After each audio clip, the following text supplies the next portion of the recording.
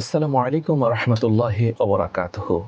আলহামদুলিল্লাহি রাব্বিল আলামিন খালাকিস সামাওয়াতি ওয়াল আরদিন ওয়াসসালাতু ওয়াসসালামু আলা আশরাফিল আমবিয়াই ওয়াল মুরসালিন ওয়া আলা আলিহি ওয়া সাহবিহি আজমাইন।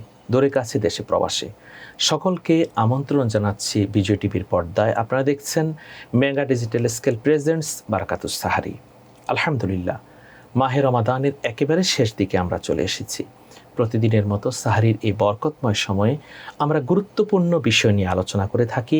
আজকেও আমরা আলোচনা করছি ঈদ উল ফিতর এবং রমজান পরবর্তী করণীয় এই বিষয় নিয়ে। এই বিষয়ে আলোচনা করার জন্য স্টুডিওতে উপস্থিত হয়েছেন বরেণ্য আলিম দ্বীন মাওলানা তারেক হাসান মাহদী। আসসালামু আলাইকুম ওয়া রাহমাতুল্লাহি ওয়া বারাকাতুহু। ওয়ালাইকুম আসসালাম ওয়া রাহমাতুল্লাহ। মুহতারাম, কেমন আছেন? আলহামদুলিল্লাহ, আপনি কেমন আছেন? জি আলহামদুলিল্লাহ, জাযাকুমুল্লাহ। সম্মানিত দর্শক, আল্লাহ সুবহানাহু ওয়া তাআলার দরবারে লক্ষ কোটি শুকরিয়া। দীর্ঘ একটি মাস আমরা সিয়াম সাধনা করেছি। যদি আগামীকাল চাঁদ উঠে যায় তাহলে তো পরদিনই আমরা ঈদ উল ফিতরের নামাজ আদায় করব। যদি শাওয়ালের চাঁদ উঠে, চাঁদ দেখলে একটি দোয়া পড়তে হয়। রাসূলুল্লাহ সাল্লাল্লাহু আলাইহি ওয়াসাল্লাম যে দোয়া পড়তেন, আল্লাহুম্মা আহিল্লাহু আলাইনা বিল আমনি ওয়াল ঈমান ওয়াস সালামাতি ওয়াল ইসলাম। এবং চাঁদ দেখলে দোয়া করতে হয়, আল্লাহ এই চাঁদ তুমি আমাদের জন্য সুখকর করো, আল্লাহ এই চাঁদ তুমি আমাদের জন্য নিরাপদ করে দিও, আল্লাহ এই চাঁদে তুমি আমাদের প্রতি রহমত বর্ষণ করো। সম্মানিত দর্শক, ঈদ মানে খুশি, ফিতর মানে হচ্ছে ভঙ্গ করা। দীর্ঘ একটি মাস মাহে রমাদানের সিয়াম পালন করে এরপরে শাওয়ালের চাঁদ দেখে পরদিন আমরা রোজা না রেখে আমরা যে ইফতার করছি, আমরা যে সকালের নাস্তা করছি, ফুতুর করছি, সেটাই হচ্ছে ঈদ উল ফিতর। অর্থাৎ সারাদিন রোজা রেখে মাগরিবের পর আমরা ইফতার করা, আরেকটি হচ্ছে ফজরের নামাজের পরে আমরা নাস্তা করছি। সে নাস্তাটা করতে হবে, রাসূলুল্লাহ সাল্লাল্লাহু আলাইহি ওয়াসাল্লাম বলেছেন, মিষ্টান্ন দিয়ে। যদি বেজোড় সংখ্যক খেজুর দিয়ে করা হয় তাহলে সেটা ভালো। একটি খেজুর হতে পারে, 3টি খেজুর হতে পারে, 5টি খেজুর হতে পারে। ঈদ উল ফিতরের দিন দোয়া কবুল হয়, গুনাহ মাফ হয়। মুহতারাম, ঈদ উল ফিতর সম্পর্কে আপনি বলুন। জি মোহতারাম, খুব সুন্দর একটি প্রশ্ন উপস্থাপন করেছেন আপনি। ঈদ উল ফিতর খুব গুরুত্বপূর্ণ একটি দিন। পুরো বছরের মধ্যে মুসলমানের আনন্দ ঘন মুহূর্তের অন্যতম একটি দিন হলো ঈদ উল ফিতর।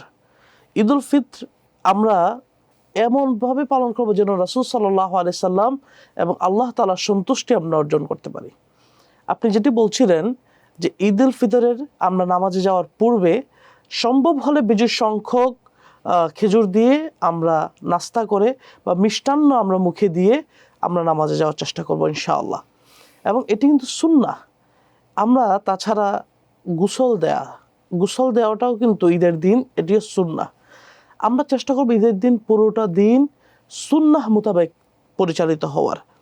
তারপর আমরা যখন নামাজে যাওয়ার আগে আমরা চেষ্টা করব সুন্দর পরিপাটি হয়ে সুন্দর পোশাক পরে আমরা নামাজে যাওয়ার জন্য। এবং আপনি যাদের সামর্থ্য আছে নতুন পোশাক পরবে, যাদের সামর্থ্য নেই তারা তাদের যে বেস্ট ড্রেস আছে বা সবচেয়ে সুন্দর পোশাক যেটি আছে সেটি পরবে। এতে কোনো বাধ্যবাধকতা নেই যে নতুন পোশাকই পরতে হবে। তারপর নামাজে যাওয়ার ক্ষেত্রে আমরা চেষ্টা করব যে যেদিকে যাব আসার সময় আমরা অন্য দিক আমরা ব্যবহার করার জন্য। এবং এটিও পথে যাওয়া অন্য পথ দিয়ে আসা, খালিফুত তরিক, রাস্তাকে পরিবর্তন করা হচ্ছে ঈদের দিনের একটি গুরুত্বপূর্ণ আমল। ঈদের দিন হচ্ছে এমন একটি দিন, তাবরানী শরীফের হাদিস, রাসূলুল্লাহ সাল্লাল্লাহু আলাইহি ওয়াসাল্লাম বলেছেন ওই দিন হলো ইয়াউমুল জায়জা, যেদিন পুরস্কার গ্রহণ করার দিন। ফেরেশতারা তারা দাঁড়িয়ে থাকেন পথে পথে, তারা বলেন, আল্লাহ তোমাদের সারা বছরের রোজা কবুল করেছেন, তোমাদের দান সদকা কবুল করেছেন, আজকে তোমরা পুরস্কার গ্রহণ করো। এবং রাসূলুল্লাহ সাল্লাল্লাহু আলাইহি ওয়াসাল্লাম বলেছেন, মায়েশা সিদ্দিকা রাদিয়াল্লাহু তাআলা আনহা থেকে বর্ণিত হাদিস, ইন্না লিকুল্লি কওমিন ঈদান ওয়া হাযা ঈদুনা। হযরত আবু বকর সিদ্দিক রাদিয়াল্লাহু তাআলা আনহুকে সম্বোধন করে বলেছেন, হে আবু বকর, প্রতি সম্প্রদায়ের খুশি রয়েছে, আমাদের খুশি হচ্ছে এই ঈদ উল ফিতর। একটি মাস সিয়াম সাধনা করে যখন সে ঈদগাহে আসে, আল্লাহ সুবহানাহু ওয়া তাআলা তাকে এমন করে দেন এইমাত্র সে মনে হয় মায়ের গর্ভ থেকে জন্মগ্রহণ করেছে। সুবহানাল্লাহ। তাহলে ঈদের অনেক গুরুত্ব রয়েছে এবং অনেক মর্যাদা রয়েছে ঈদ উল ফিতরের। আপনি বলছিলেন ঈদ উল ফিতরের সুন্নাহ সম্পর্কে বিস্তারিত বলুন। জি মোহতারাম, আরও যে সুন্নাহগুলো রয়েছে তার মধ্যে অন্যতম হলো আমরা ঈদের দিন আতর ব্যবহার করব, সুগন্ধি ব্যবহার করব, খুশবু ব্যবহার করব। এবং সবচেয়ে সবচেয়ে গুরুত্বপূর্ণ যে জিনিসটি আমরা মিস করে থাকি সেটি হলো ঈদের নামাজে অনেকে খুতবা না শুনে আমরা অনেকে নামাজ শেষেই বাড়ি ফিরে। এটি কিন্তু খুব গুরুত্বপূর্ণ একটি বিষয়। আপনি ঈদের দিন, এত গুরুত্বপূর্ণ একটি দিন আপনি তাড়াহুড়া শুরু করে দিলেন, এবং আমরা সুন্নাহর বাহিরে যারা সুন্নাহ বহির্ভূত কাজ করে এই বিষয়ে আমরা হুঁশিয়ারি থাকতে হবে। দেখুন, পুরো মাসটি জুড়ে আমরা যখন রোজা সিয়াম সাধনা করলাম, আমরা নিজেকে আত্মশুদ্ধির সর্বোচ্চ চেষ্টা করলাম, অথচ ঈদের দিন আমরা কি করলাম? আমরা গান বাজনা করলাম, আমরা বন্ধু বান্ধবদেরকে নিয়ে আড্ডা দিলাম। আমরা আপনি অনেক চমৎকার একটি বিষয় এখানে অবতারণা করেছেন। সে বিষয়টি হচ্ছে ঈদ উল ফিতরের খুতবা শোনা। ঈদ উল ফিতরের নামাজ আদায় করা হচ্ছে ওয়াজিব, এবং খুতবা হচ্ছে সেই নামাজের সাথেই কিন্তু একটি অংশ, এবং খুতবার সময় চুপ থাকতে হবে। জুমার নামাজের আগে খুতবা হয়, কিন্তু ঈদ উল ফিতর, ঈদ উল আজহার খুতবা হয় কিন্তু ঈদ উল ফিতরের নামাজ আদায়ের পর। জি মোহতারাম, আপনি বলছিলেন করণীয় সম্পর্কে। ঈদ উল ফিতরের দিন অনেক বর্জনীয় কাজ রয়েছে, সে কাজগুলো কি? আমরা সারা মাস জুড়ে সিয়াম সাধনা করার পর যদি গান বাজনা করি, আমরা যদি সারা মাস সিয়াম সাধনার পর বেহায়াপনা করি, আমরা যদি সারা মাস সিয়াম সাধনার পর আমরা দেখা গেল সিনেমা হলে গিয়ে সময় কাটাচ্ছি, এ ধরনের বেহায়াপনা আল্লাহ পাক রব্বুল আলামিন প্রচণ্ড নাখুশ হন। আপনি যেটি বলছিলেন যে বান্দা যখন ঈদগাহে যাবে আল্লাহ তাআলা তাকে এমনভাবে ক্ষমা করবেন যে সে সম্পূর্ণরূপে ফেরেশতার মতো নিষ্পাপ হবে। কেমন নিষ্পাপ? যেন মনে হবে সে মায়ের গর্ভ থেকে মাত্র পৃথিবীতে আসলো। যেমনিভাবে আমরা পৃথিবীতে এসেছিলাম নিষ্পাপভাবে, ঠিক তেমনিভাবে আল্লাহ তাআলা তাকে ক্ষমা করে দেন। অথচ যদি আমরা এত ক্ষমা পাওয়ার পরেও, আমাদের এত গুনার ক্ষমা পাওয়ার পরেও যদি আমরা এ ধরনের বেহায়াপনা, খারাপ অশ্লীল কাজের সাথে জড়িত হই, আল্লাহ তাআলা নাখুশ হবেন, এবং পরবর্তীতেও দেখা যাবে আমাদের আর সেই পাপ থেকে ফিরে আসার সুযোগ হবে না। জি আলহামদুলিল্লাহ, ঈদ উল ফিতরের বর্জনীয় সম্পর্কে আমরা শুনলাম। সম্মানিত দর্শক, দেখা গেল একটি মাস সিয়াম সাধনা করে আল্লাহর পথে না চলে আমরা বিচ্যুত হয়ে যাচ্ছি, আমরা গুনার দিকে ধাবিত হচ্ছি। এমনটা যেন না হয়। ঈদ উল ফিতরের চাঁদ যখন উঠে যেত, সাহাবায়ে কেরাম আজমাইন তারা দরজা বন্ধ করে কাঁদতেন, এবং ঈদ উল ফিতরের দিন হযরত উমর রাদিয়াল্লাহু তাআলা আনহু তিনি দরজা বন্ধ করে কাঁদতেন, হে আল্লাহ, তুমি কি আমার মাহে রমাদানের সিয়াম কবুল করেছো? আল্লাহ, আমার রোজা তুমি কবুল করেছো? আল্লাহ, আমার ইফতার সাহারি কি তুমি কবুল করেছো?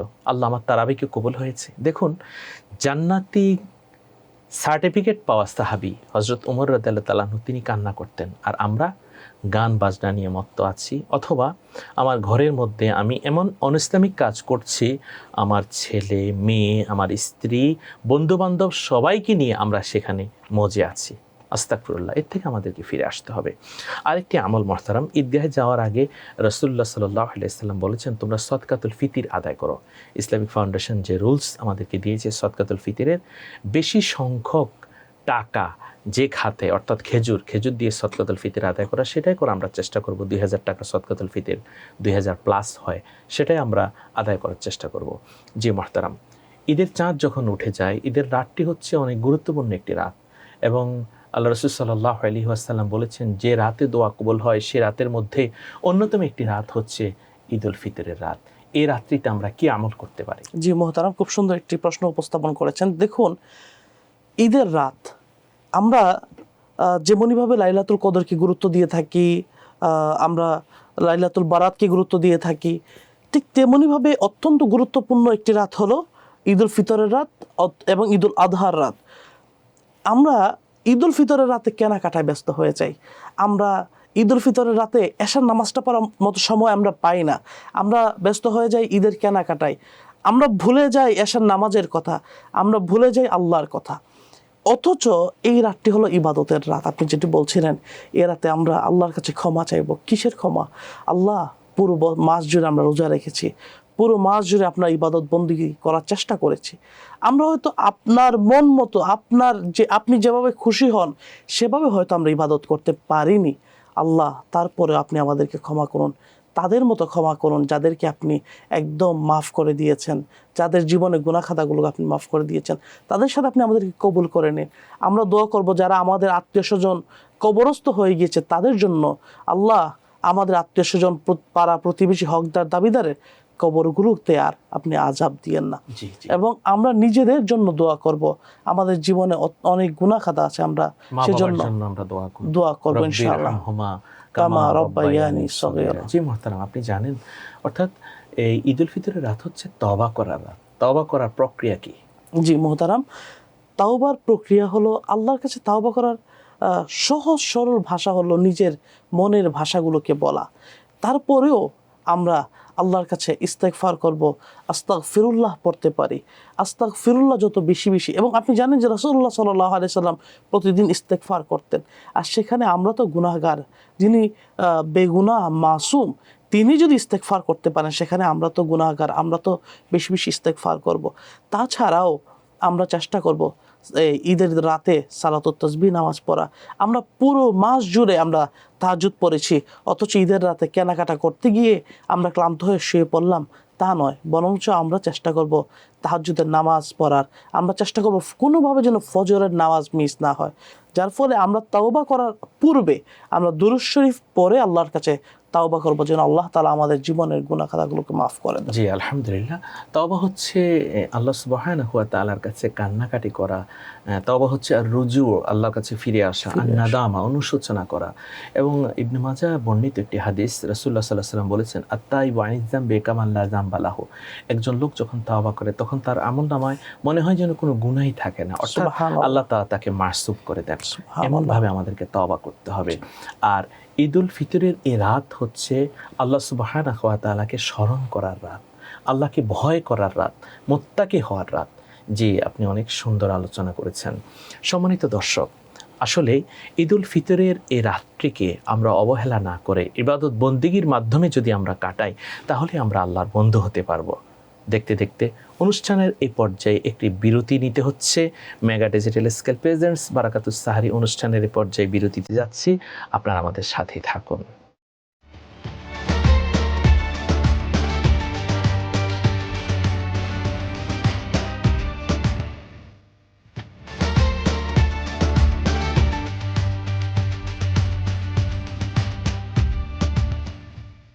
আলহামদুলিল্লাহ, বিরতির পর আমরা আবার ফিরে আসলাম আপনাদের প্রিয় চ্যানেল বিজয় টিভির পর্দায়। আপনারা দেখছেন mega digital scale presents Barakatus Sahari. আমরা আজকে আলোচনা করছি ঈদুল ফিতর এবং রমজান পরবর্তী করণীয় সম্পর্কে। আমাদের মাঝে উপস্থিত রয়েছেন দেশ বরেণ্য আলেমে দ্বীন মাওলানা তারেক হাসান মাহদী। আপনাকে আবারও স্বাগত জানাচ্ছি। মোবারকবাদ আপনাকে। জি আলহামদুলিল্লাহ। মোহতারাম, আপনি জানেন যে ঈদুল ফিতরের একটি আমেজ আমাদের মাঝে লেগে গেছে। এই মাহে রমাদান আমরা ইবাদত করেছি, মাহে রমাদান পরবর্তী 11টি মাস আমরা কিভাবে নিজেদেরকে পরিচালিত করব? জি মোহতারাম, আপনি খুব সুন্দর একটি প্রশ্ন বলেছেন।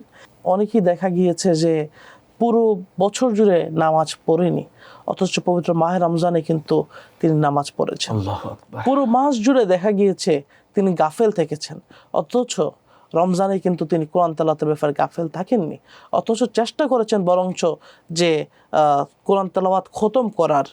তো সেই জায়গাগুলোকে আমরা খুব পয়েন্ট ধরে আমরা চেষ্টা করব যে পুরো বছর জুড়ে যেন প্রথমত আমাদের নামাজটা মিস না হয়, আমরা যেন পুরো বছর জুড়ে নামাজটাকে নিয়মিত পড়তে পারি। আল্লাহ যেন আমাদেরকে সেই তৌফিক দান করেন।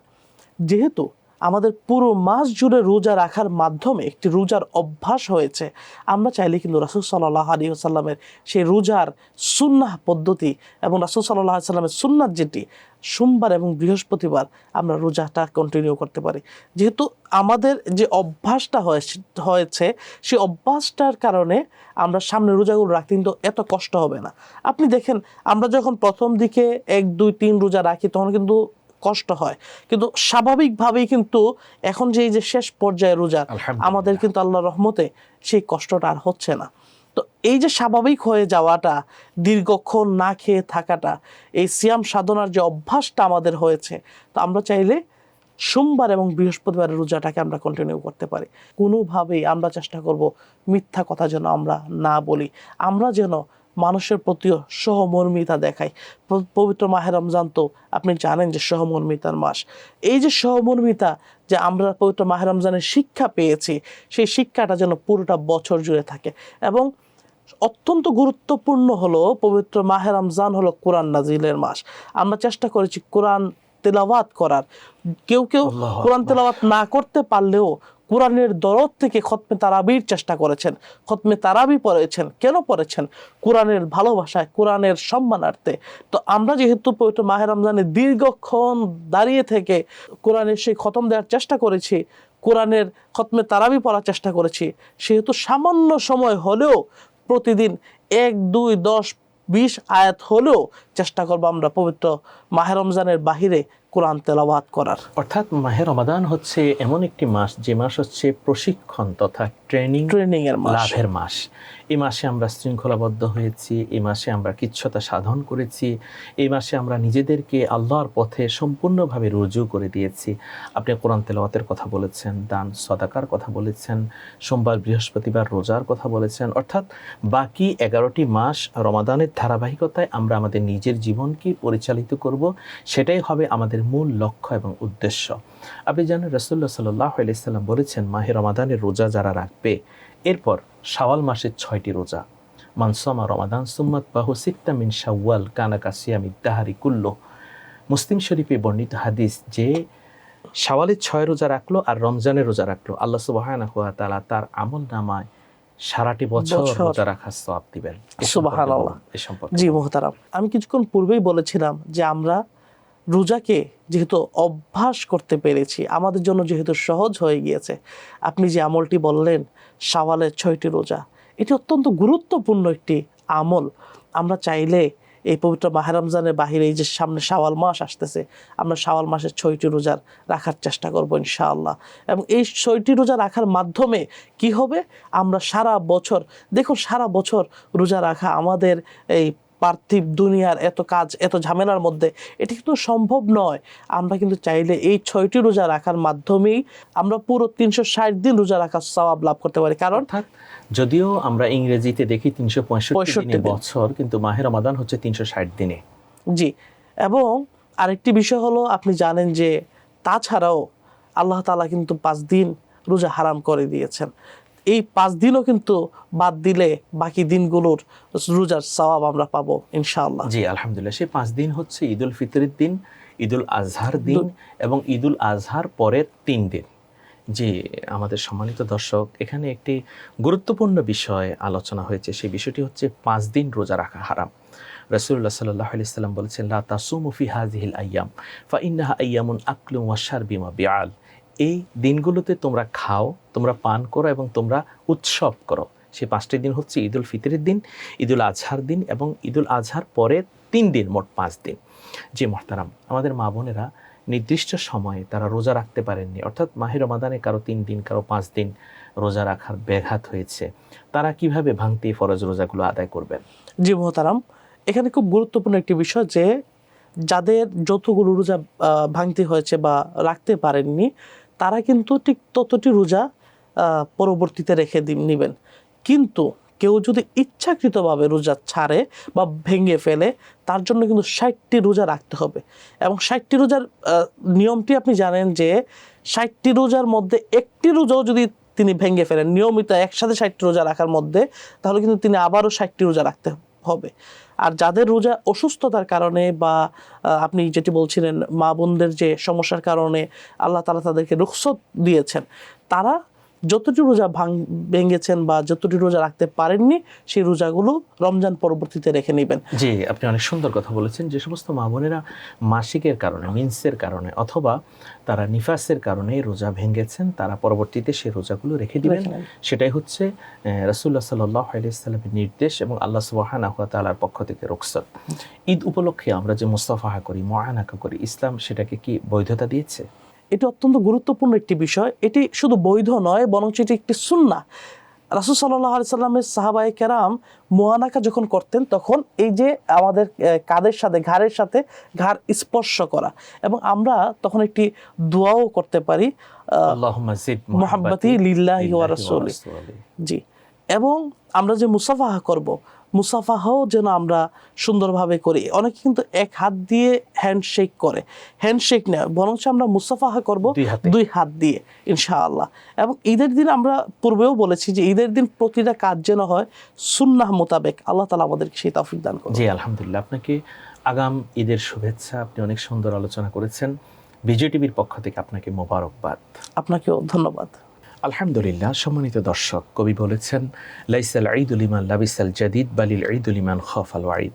নতুন জামা, নতুন পোশাক পরলাম, সেটা ঈদ নয়। অন্তরে আল্লাহর ভয়, সেটি হচ্ছে ঈদ। আমাদের লাইলাতুল কদরকে আল্লাহ কবুল করেছেন, মাহে রমাদানের সিয়ামকে আমাদের কবুল হয়েছে। আমরা কি যাকাত সঠিকভাবে আদায় করেছি? আমাদের সদকাতুল ফিতির কি আমরা সঠিকভাবে বন্টন করেছি? যদি না করে থাকি, এখনই সে সময়। আসুন আমরা আল্লাহর পথে পরিপূর্ণভাবে ফিরে আসি। আল্লাহর কাছে আমরা প্রার্থনা করি, ওগো আল্লাহ, এ রমজান আমাদের জীবনের শেষ রমজান দিও না। আমাদের তুমি বারবার মাহে রমাদান নসিব করো। আমাদের জীবনে তুমি লাইলাতুল কদর বারবার নসিব করো। কোরআন তেলাওয়াত যে ধারাবাহিকতা মাহে রমাদানে আমরা রেখেছি, তাহাজ্জুদ আমরা আদায় করেছি, সেই ধারাবাহিকতায় নেক আমল করার তুমি আমাদের তৌফিক দান করো। সবাইকে 5 ওয়াক্ত নামাজি রোজদার ইমানদার হিসেবে কবুল করো, আল্লাহুম্মা আমিন। সম্মানিত দর্শক, দেখতে দেখতে আজকের আয়োজনে আমরা একেবারে শেষ পর্যায়ে চলে এসেছি। Mega digital scale presents Barakatus Sahari. যদি আগামীকাল চাঁদ উঠে যায়, সবাইকে ঈদ মুবারক, তাকাব্বাল আল্লাহু মিন্না ওয়া মিনকুম। আর যদি চাঁদ না ওঠে, দেখা হবে আগামীকাল আপনাদের প্রিয় চ্যানেল বিজয় টিভিতে। আসবেন নতুন অতিথি, নতুন কথা হবে। সবাই ভালো থাকুন, সুস্থ থাকুন। আল্লাহ তাআলা আমাদের সকলকে কবুল করুন, আমিন। আসসালামু আলাইকুম ওয়া রাহমাতুল্লাহি ওয়া বারাকাতুহু।